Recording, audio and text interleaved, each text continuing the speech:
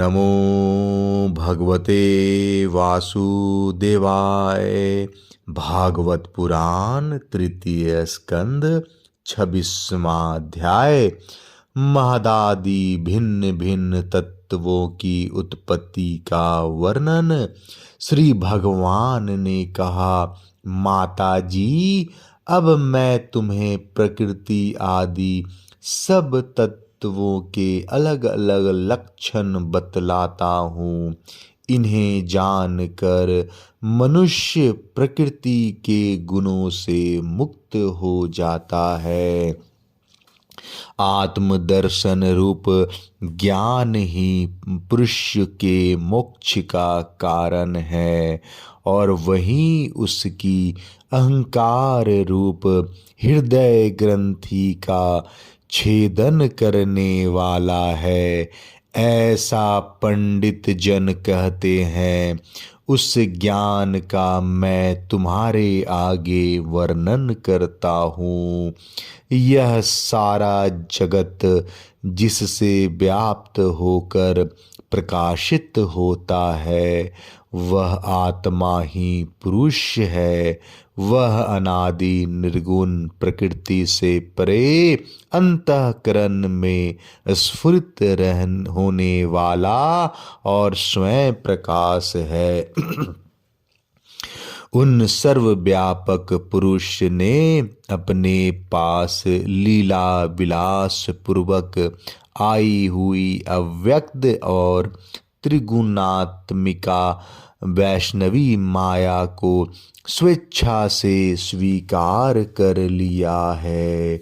लीला परायण प्रकृति अपने सत्वादि गुणों द्वारा उन्हीं के अनुरूप प्रजा की सृष्टि करने लगी।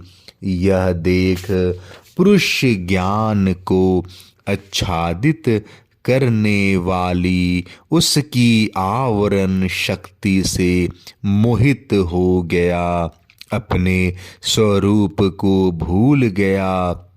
इस प्रकार अपने से भिन्न प्रकृति को ही अपना स्वरूप समझ लेने से पुरुष प्रकृति के गुणों द्वारा किए जाने वाले कर्मों में अपने को ही कर्ता मानने लगता है।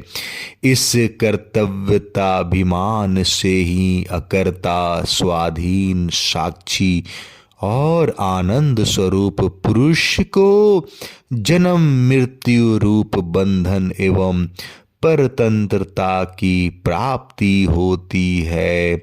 कार्य रूप शरीर, कारण रूप इंद्रियां तथा कर्ता रूप इंद्रियाधिष्ठात्री देवताओं में पुरुष जो अपनेपन का आरोप कर लेता है, उससे पंडित जन प्रकृति को ही कारण मानते हैं तथा वास्तव में प्रकृति से परे होकर भी जो प्रकृतिस्थ हो रहा है, उस पुरुष को सुख दुखों के भोगने में कारण मानते हैं।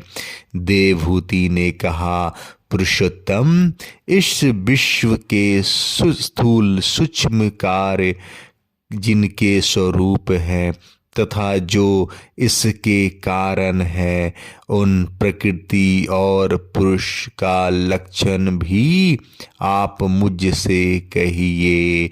श्री भगवान ने कहा, जो त्रिगुणात्मक अव्यक्त नित्य और कार्य कारण रूप है तथा स्वयं निर्विशेष होकर भी संपूर्ण विशेष धर्मों का आश्रय है, उन प्रधान नामक तत्वों को ही प्रकृति कहते हैं। 5 महाभूत, 5 तन्मात्रा, 4 अंतःकरण और 10 इंद्रियां, इन 24 तत्वों के समूह को विद्वान लोग प्रकृति का कार्य मानते हैं। पृथ्वी, जल, तेज, वायु और आकाश, ये 5 महाभूत हैं। गंध, रस, रूप, स्पर्श और शब्द, ये 5 तन मात्र माने गए हैं। श्रोत्र, त्वचा, चक्षु, रसना, नासिका, वाक, पानी, पाद, उपस्थ और पायु, ये 10 इंद्रियां हैं। मन, बुद्धि, चित्त और अहंकार, इन 4 के रूप में एक ही अंतःकरण अपनी संकल्प, निश्चय, चिंता और अभिमान रूपा 4 प्रकार की वृत्तियों से लक्षित होता है। इस प्रकार तत्वज्ञानी पुरुषों ने सगुण ब्रह्म के सन्निवेश स्थान इन 24 तत्वों की संख्या बतलाई है। इसके सिवा जो काल है वह 25वां तत्व है। कुछ लोग काल को पुरुष से भिन्न तत्व न मानकर पुरुष का प्रभाव अर्थात ईश्वर की संहारकारणी शक्ति बताते हैं, जिससे माया के कार्य रूप देह आदि में आत्म तत्व का अभिमान करके अहंकार से मोहित और अपने को कर्ता मानने वाले जीव को निरंतर भय लगा रहता है। मनुपुत्री, जिनकी प्रेरणा से गुणों की साम्यावस्था रूप निर्विशेष प्रकृति में गति उत्पन्न होती है, वास्तव में वे पुरुष रूप भगवान ही काल कहे जाते हैं। इस प्रकार जो अपनी माया के द्वारा सब प्राणियों के भीतर जीव रूप से और बाहर काल रूप से व्याप्त हैं, वे भगवान ही 25वें तत्व हैं। जब परम पुरुष परमात्मा ने जीवों के अदृष्ट वश क्षोभ की प्राप्ति हुई, संपूर्ण जीवों की उत्पत्ति स्थान रूपा अपनी माया से चिचक शक्ति रूप वीर स्थापित किया, तो उससे तजोमय महतत्व उत्पन्न हुआ। लय विक्षेप आदि रहित और तथा जगत के अंकुर रूप इस महतत्व ने अपने में स्थित विश्व को प्रकट करने के लिए अपने स्वरूप को आच्छादित करने वाले प्रलयकालीन अंधकार को अपने ही तेज से पी लिया, जो सत्व गुण में स्वच्छ, शांत और भगवान की उपलब्धि का स्थान रूप चित्त है। वही महतत्व और उसी को वासुदेव कहते हैं। जिस प्रकार पृथ्वी आदि अन्य पदार्थों के संसर्ग से पूर्व जल अपनी स्वाभाविक फेन तरंग आदि स्थित अवस्था में अत्यंत स्वच्छ, विकार शून्य एवं शांत होता है, उसी प्रकार अपनी स्वाभाविक की अवस्था की दृष्टि से स्वच्छ तत्व, अविकार तत्व और शांत्व ही वृत्तियों सहित चित्त का लक्षण कहा गया है। तदंतर भगवान की वीर्य रूप चित्त शक्ति से उत्पन्न हुए महतत्व के विकृति होने पर उससे क्रिया शक्ति प्रधान अहंकार उत्पन्न हुआ। वह वैकारिक तेजस और तामस भेद से 3 प्रकार का है। उसी से क्रमशः मन, इंद्रियों और पंच महाभूतों की उत्पत्ति हुई। इस भूत, इंद्रिय और मन रूप अहंकार को ही पंडित जन साक्षात संकर्षण नामक सहस्त्र सिर वाले अनंत देव कहते हैं। इस अहंकार का देवता रूप से कर्तव्य, इंद्रिय रूप से कर्तृत्व और पंचभूत रूप से कार्यत्व लक्षण है तथा सत्वादि गुणों के संबंध से शांतत्व, घोरत्व और मूढ़त्व भी इसी के लक्षण है। उपयुक्त 3 प्रकार के अहंकार में से वैकारिक अहंकार की विकृत होने पर उससे मन हुआ और जिसके संकल्प विकल्पों से कामनाओं की उत्पत्ति होती है। यह मनस्तत्व ही इंद्रियों के अध्यात्मता अनिरुद्ध के नाम से प्रसिद्ध है। योगी जन श्रतकालीन नील कमल के समान श्याम वर्ण वाले इन अनिरुद्ध जी की शनह शनह मन को वशीभूत करके आराधना करते हैं। साध्वी फिर तेजस अहंकार में विकार होने पर उससे बुद्धि तत्व उत्पन्न हुआ। वस्तु का स्फुरन रूप विज्ञान और इंद्रियों के व्यापार में सहायक होना, पदार्थों का विशेष ज्ञान करना, ये बुद्धि कार्य है। वृत्तियों के भेद से संशय, विपर्य, विपरीत ज्ञान, निश्चय, स्मृति और निद्रा भी बुद्धि के ही लक्षण है। यह बुद्धि तत्व ही प्रद्युम्न है।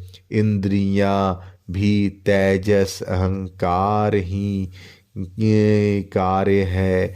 कर्म और ज्ञान के विभाग से उनके कर्मेंद्रियां और ज्ञानेंद्रियां दो भेद हैं। इनमें कर्म प्राणी की शक्ति है और ज्ञान बुद्धि की भगवान की चेतन शक्ति की प्रेरणा से तामस अहंकार के विकृत होने पर उससे शब्द तन्मात्र का प्रादुर्भाव हुआ। शब्द तन्मात्र से आकाश और शब्द का ज्ञान कराने वाली ज्ञान श्रोतेंद्रियां उत्पन्न हुई।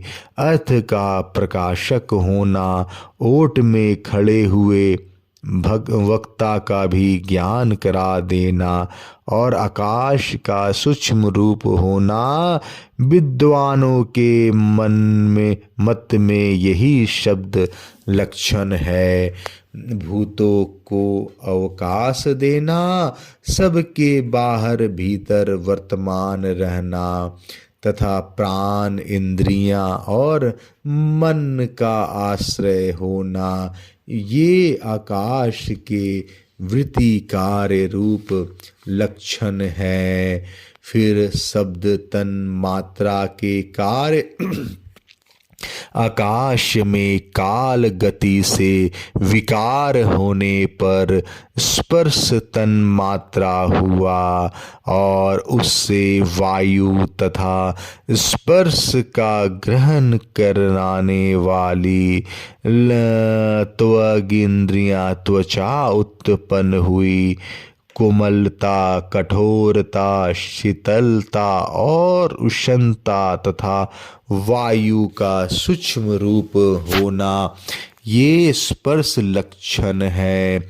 वृक्ष की शाखा आदि को हिलाना, तृण आदि को इकट्ठा कर देना, सर्वत्र पहुँचना, गंध आदि युक्त द्रव्य को घ्राणेंद्रिय इंद्रियों के पास और तथा शब्द को श्रोत्रेंद्रियां के समीप ले जाना तथा समस्त इंद्रियों को कार्य शक्ति देना, ये वायु के वृत्तियों के लक्षण है।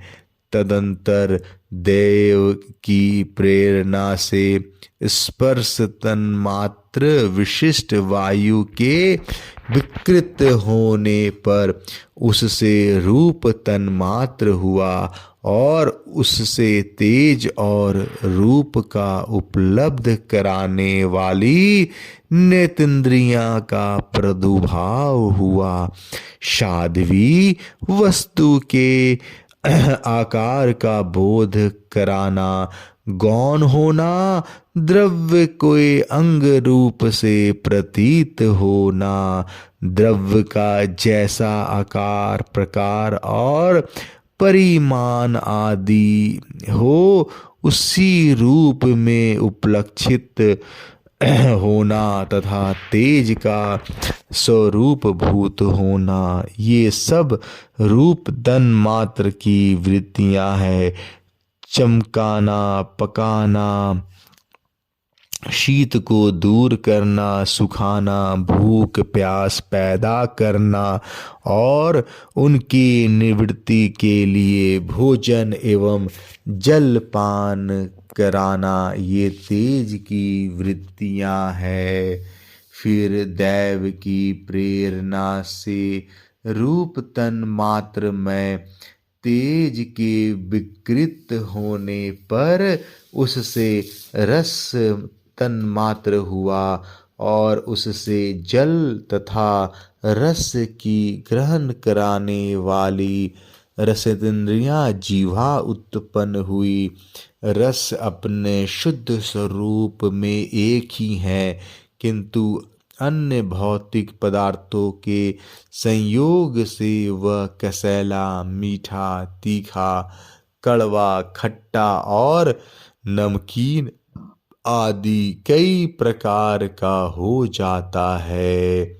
गीला करना, मिट्टी आदि को पिंडाकार बना देना, तृप्त करना, जीवित रखना, प्यास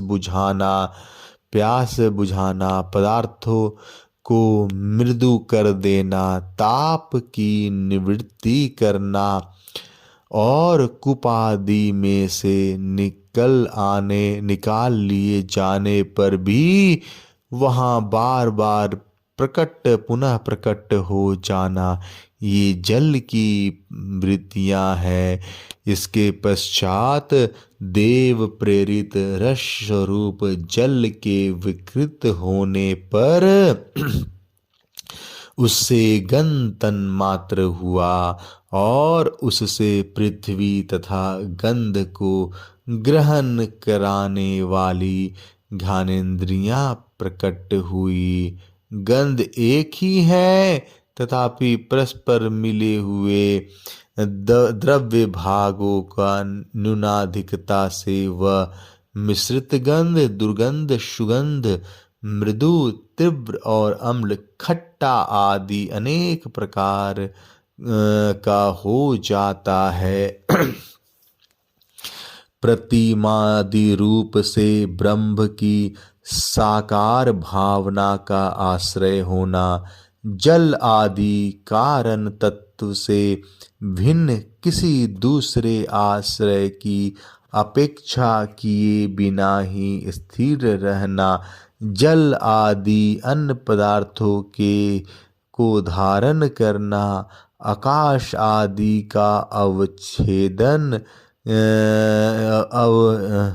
छेदक होना, घटाकाश मठाकाश आदि भेदों को सिद्ध करना तथा परिमाण विशेष से संपूर्ण प्राणियों के स्त्री तत्व पुरुष तत्व आदि गुणों को प्रकट करना, ये पृथ्वी के कार्य रूप लक्षण है।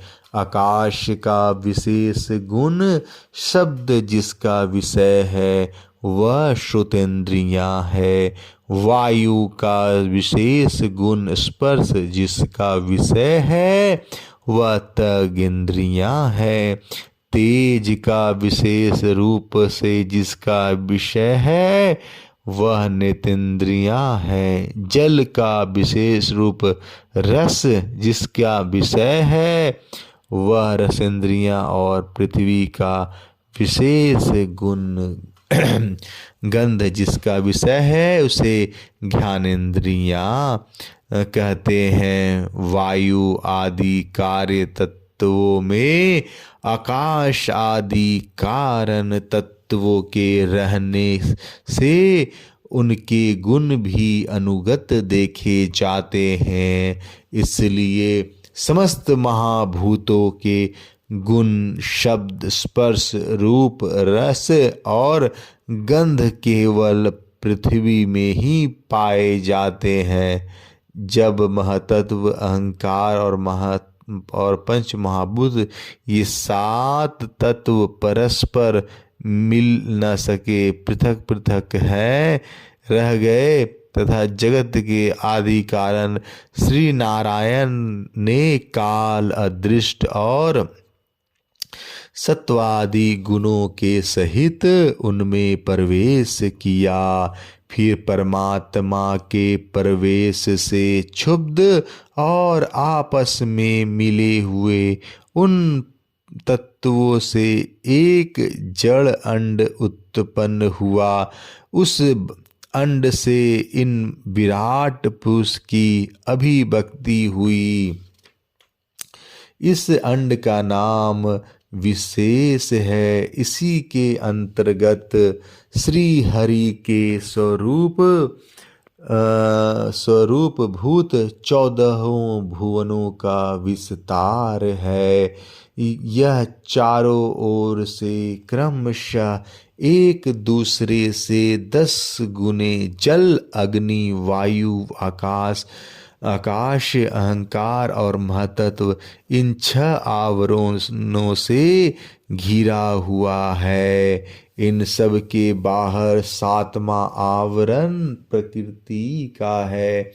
कारण में जल में स्थित उस तजोमय अंड से उठकर उस विराट पुरुष ने पुनः उसमें प्रवेश किया और फिर उसमें कई प्रकार के छिद्र किए। सबसे पहले उनमें मुख प्रकट हुआ, उससे वाक इंद्रियां और उसके अनंतर वाक का अधिष्ठाता अग्नि उत्पन्न हुआ।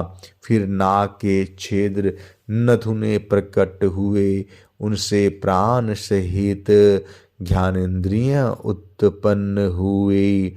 ध्यान के बाद उसका अधिष्ठाता वायु उत्पन्न हुआ। तत्पश्चात नेत्र गोलक प्रकट हुए, उससे चक्षु इंद्रियां प्रकट हुई और उसके अनंतर उसका अधिष्ठाता सूर्य उत्पन्न हुआ। फिर कानों के छिद्र प्रकट हुए, उनसे उनकी इंद्रियां श्रोत और उसके अभिमानी दिग्ग देवता प्रकट हुए। इसके बाद उस विराट पुरुष की त्वचा उत्पन्न हुई, जिससे रोम मुछ दाढ़ी तथा सिर के बाल प्रकट हुई है। और उनके बाद त्वचा के अभिमानी औषधियां अन्न आदि उत्पन्न हुई। इसके पश्चात लिंग प्रकट हुआ, उससे वीर और वीर के बाद लिंग का अभिमानी आपो देव जल उत्पन्न हुआ। फिर गुदा प्रकट हुई, उससे अपान वायु और अपान के बाद उसका अभिमानी लोकों को भयभीत करने वाला मृत्यु देवता उत्पन्न हुए। तदंतर हाथ प्रकट हुए, जिससे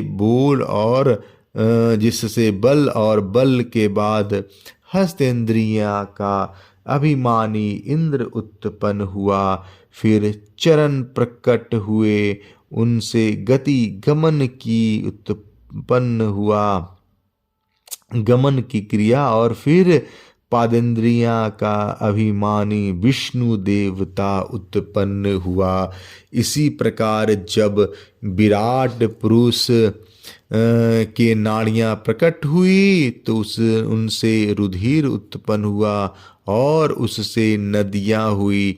फिर उसके उदार पेट प्रकट हुआ, उससे क्षुधा पिपासा की अभिव्यक्ति हुई। और फिर उदर का अभिमानी समुद्र देवता उत्पन्न हुआ। तत्पश्चात उसके हृदय प्रकट हुआ, हृदय से मन का प्राकट्य हुआ। मन के बाद उसका अभिमानी देवता चंद्रमा हुआ।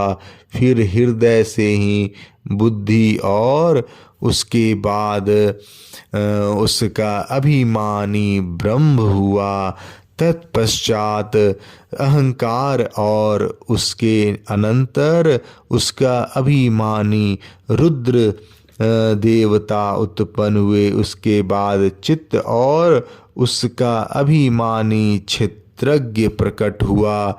जब ये क्षेत्रज्ञ के अतिरिक्त सारे देवता उत्पन्न होकर भी विराट पुरुष को उठाने में असमर्थ हैं रहे तो उसे उठाने के लिए क्रमशः फिर अपने अपने उत्पत्ति स्थान में प्रविष्ट होने लगे।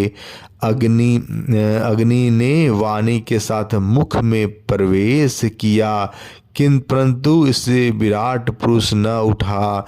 वायु ने ध्यानेंद्रिय के सहित नासिका छिद्रों में प्रवेश किया, फिर भी विराट पुरुष न उठा। सूर्य ने चक्षु के सहित नेत्रों में प्रवेश किया, तब भी विराट पुरुष न उठ सके। दिशाओं ने श्रवेंद्रिय के सहित कानों में प्रवेश किया, तो भी विराट पुरुष न उठा। औषधियों ने रोमों के सहित त्वचा में प्रवेश किया, फिर भी विराट पुरुष न उठा। जल ने वीर के साथ लिंग में प्रवेश किया, तब भी विराट पुरुष न उठा। मृत्यु के अपान के साथ गुदा में प्रवेश किया, फिर भी विराट पुरुष न उठा। इंद्र ने बल के साथ हाथों में प्रवेश किया, परंतु इससे भी विराट पुरुष न उठा। विष्णु ने गति के सहित चरणों में प्रवेश किया, तो भी विराट पुरुष न उठा। नदियों ने रुधिर सहित नाड़ियों में प्रवेश किया, तब भी विराट पुरुष न उठा। समुद्र ने क्षुधा पिपासा के सहित उदर में प्रवेश किया, फिर भी विराट पुरुष न उठा। चंद्रमा ने मन के सहित हृदय में प्रवेश किया, तो भी विराट पुरुष न उठा। ब्रह्मा ने बुद्धि के सहित हृदय में प्रवेश किया, तब भी विराट पुरुष न उठा।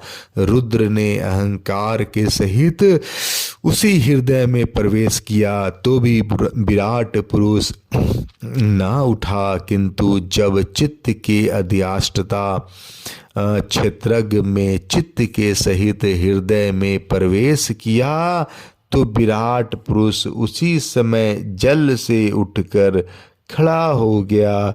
जिस प्रकार लोक में प्राण, इंद्रियां, मन और बुद्धि आदि चित्त के अधिष्ठाता क्षेत्रज्ञ की सहायता के बिना सोए हुए प्राणी को अपने बल से नहीं उठा सकते, उसी प्रकार विराट पुरुष को भी विक्षत्रज्ञ परमात्मा के बिना नहीं उठा सके। अतः भक्ति, वैराग्य और चित्त को एकाग्रता से प्रकट हुए ज्ञान के द्वारा उस अंतरात्मा स्वरूप क्षेत्रज्ञ को इन शरीर में स्थित जानकर उसका चिंतन करना चाहिए।